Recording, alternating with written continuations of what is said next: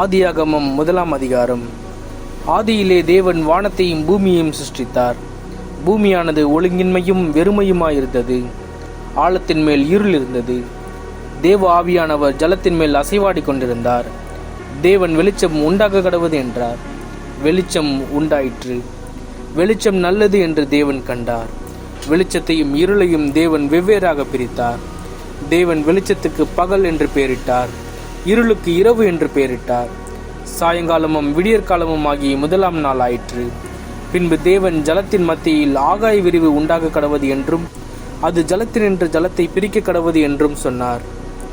தேவன் ஆகாய விரிவை உண்டு பண்ணி ஆகாய விரிவுக்கு கீழே இருக்கிற ஜலத்துக்கும் ஆகாய விரிவுக்கு மேலே இருக்கிற ஜலத்திற்கும் பிரிவுண்டாக்கினார்.